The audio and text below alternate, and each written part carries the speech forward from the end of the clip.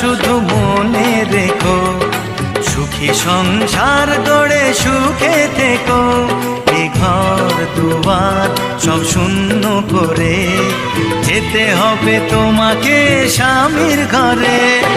সাত মাকে বন্দি হবে আসবে